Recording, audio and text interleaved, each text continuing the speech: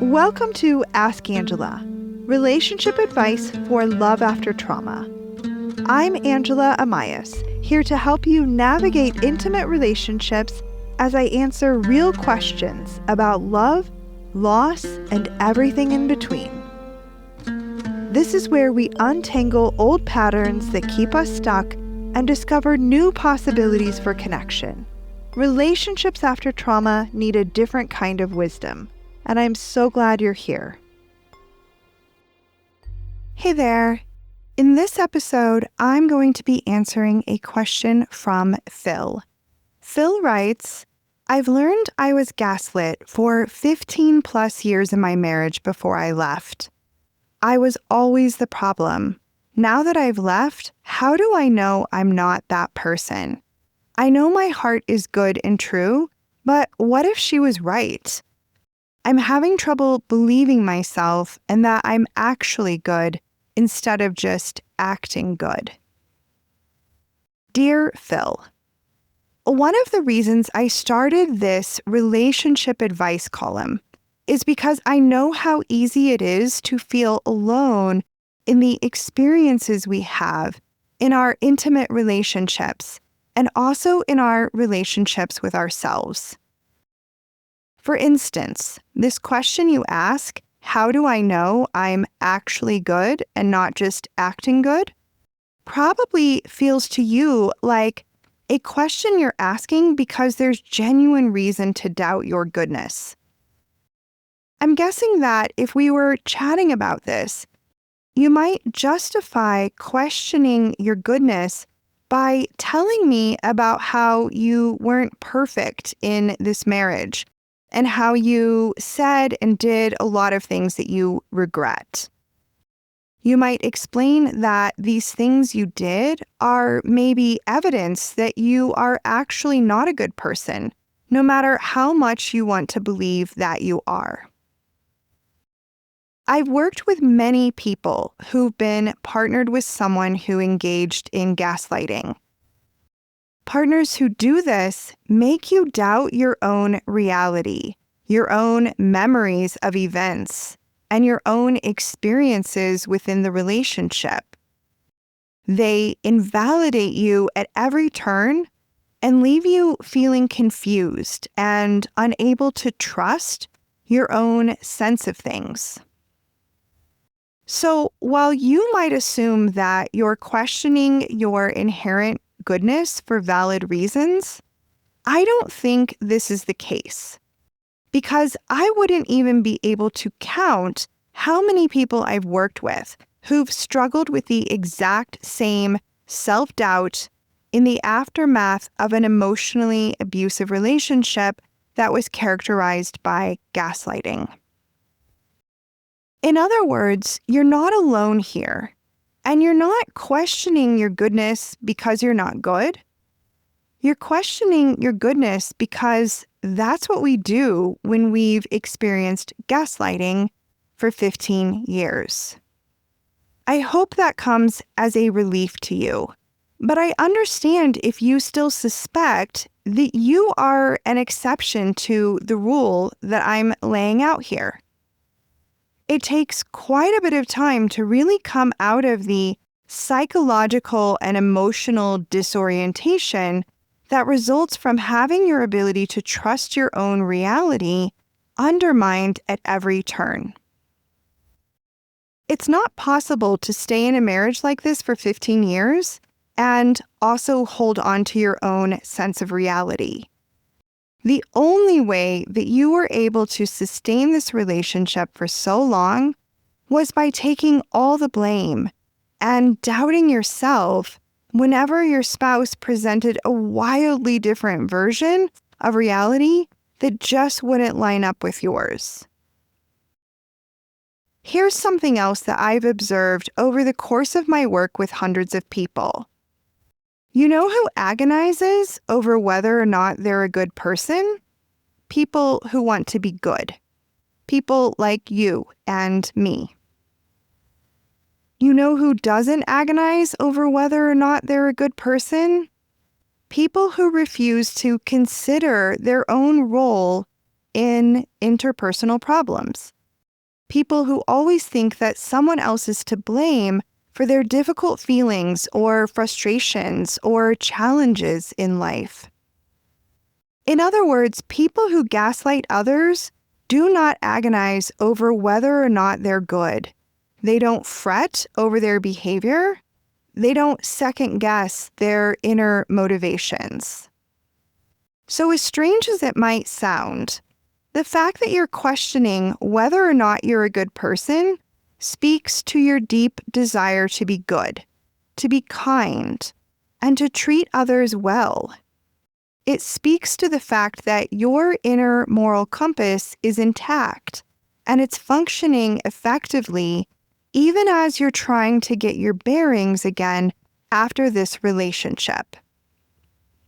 Now that we're clear on that, let's talk more about what happened in your relationship and why your sense of reality, including who you are as a person and how you show up in relationships, ended up so confused, so that when you try to see yourself clearly, it's more like looking into a series of funhouse mirrors, except a kind that isn't very fun, each of which distorts your features in bizarre and disturbing ways that make it impossible for you to even recognize yourself. In a nutshell, here's how an emotionally abusive relationship involving gaslighting works. One partner looks inward, while the other partner blames outward. Here's what I mean by this. One partner, that's you, looks inward to consider how your actions might be causing conflict or issues in your marriage. The partner who looks inward is open to feedback from their mate and engages in self-reflection in response to concerns that are expressed. When we look inward, we consider how our actions are contributing to problematic patterns in the relationship. We're willing to question our own perspective on the situation. We try to look at things through our partner's eyes to see what they're seeing. We know we have potential blind spots. And we take personal responsibility for our contributions to relationship problems. When both partners are open to hearing the other's perspective, and when both partners engage in self-reflection, looking inward provides a strong foundation for building a happy, healthy relationship and working through the inevitable issues that arise in any relationship.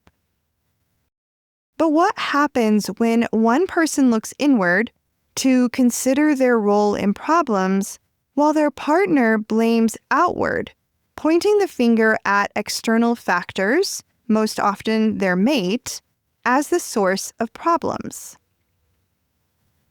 Let's imagine this for a moment, although I'm guessing that it won't be too hard for you to imagine since you've already lived through something like this. Let's say you and your partner have planned an exciting vacation. Your preference is to get to the airport early, but your partner prefers to arrive with just enough time to catch the flight without having to wait around. So the day comes, your partner sleeps in, and then rushes around packing. And then she wants to stop for coffee on the way to the airport. You're feeling super stressed about the possibility of missing the plane, but aside from a few reminders about the time, you try to stay quiet. Halfway to the airport, your partner realizes she doesn't have her ID, and long story short, you miss your flight. She immediately erupts at you, saying, "This is all your fault. If you hadn't been rushing me, I wouldn't have forgotten my wallet. This is one more example of how your anxiety ruins everything." And you immediately look inward, thinking, what should I have done differently? Maybe I should have made sure she was up earlier, and then I wouldn't have had to say anything about the time. Maybe I should have suggested packing last night instead. but that probably would have ended up being a fight. I was feeling anxious this morning, and I'm sure that didn't help things. If I hadn't said anything about the time, we'd probably be on our flight right now. The thing that makes gaslighting so insidious in a relationship is one person's tendency to blame the other when things go wrong, while that person internalizes the blame and focuses all their attention on figuring out what they should have done differently in order to get a better outcome. Over time, the inward-looking partner's sense of reality becomes more and more distorted as they try to understand the version of reality that's being presented by the gaslighting partner.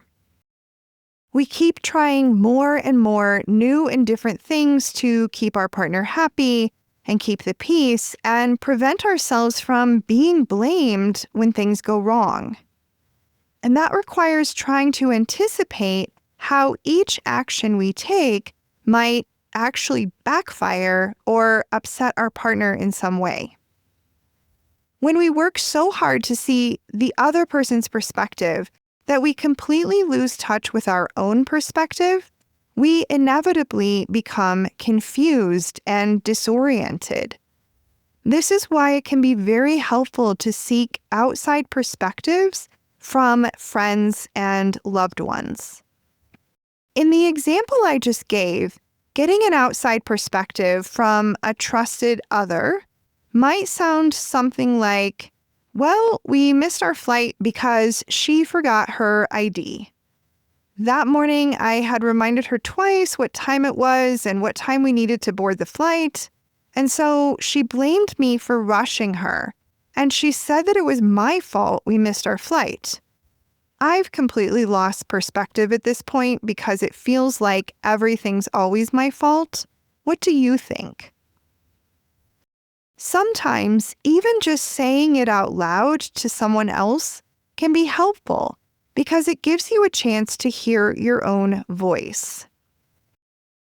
You start to see that the reality inside your relationship is very skewed and distorted.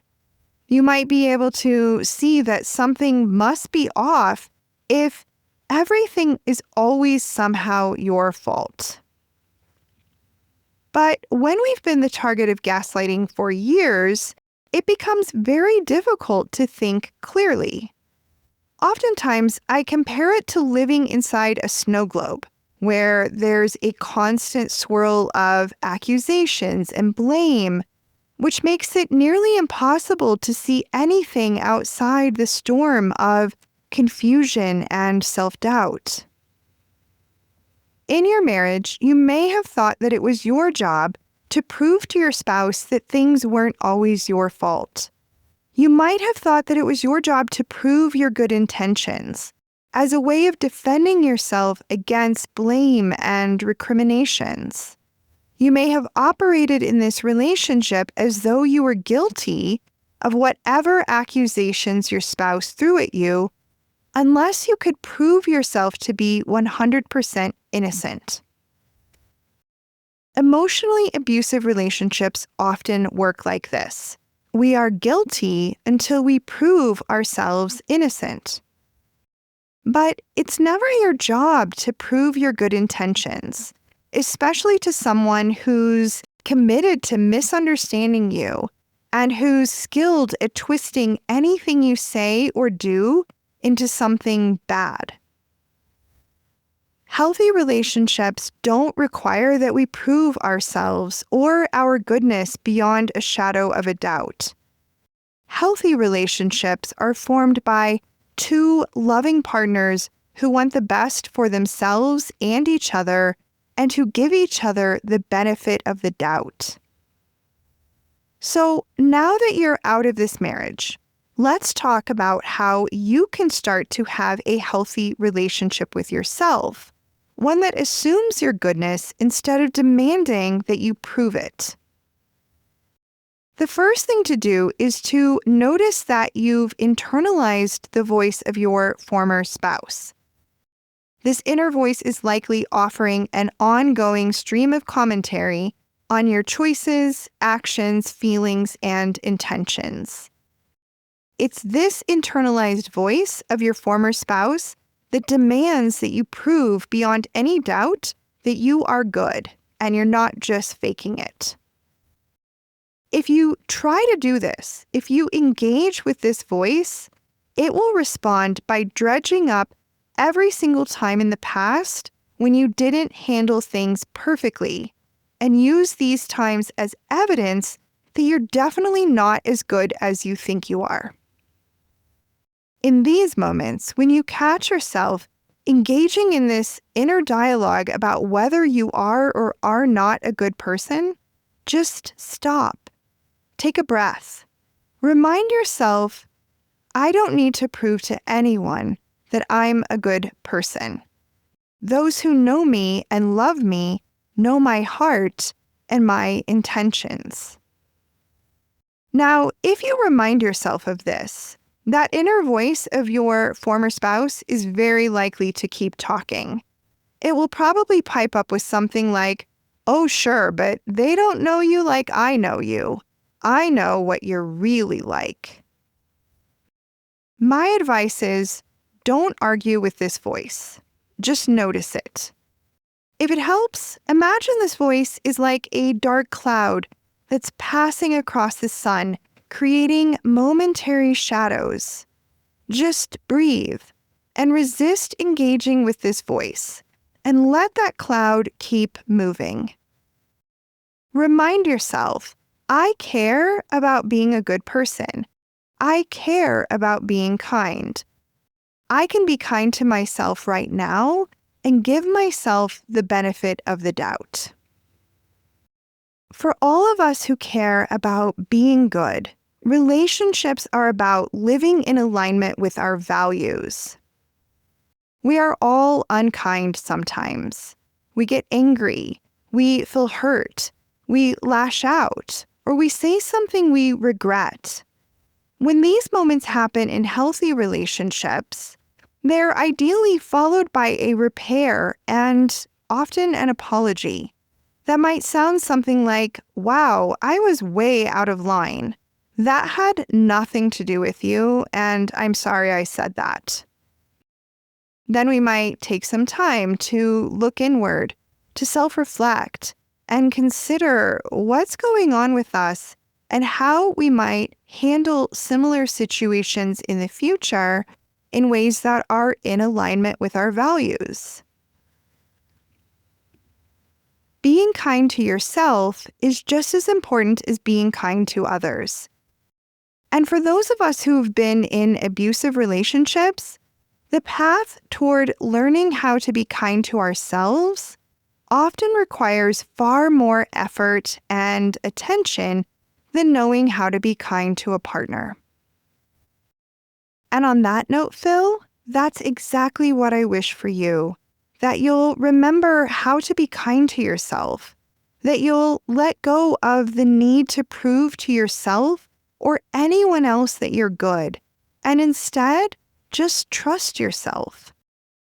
And then you'll take that energy and you'll put it toward tending to your own heart and your healing, and learn how to give yourself the grace that you give to others. And on that note, listener, thanks for tuning in. That's it for this episode of Ask Angela, Relationship Advice for Love After Trauma. If something in this episode resonated with you, come join the conversation at askangela.co. And if you'd like to submit a question of your own to be considered for a future episode, you can also do that at askangela.co. I'll be back soon with another episode, and until then, lots of love.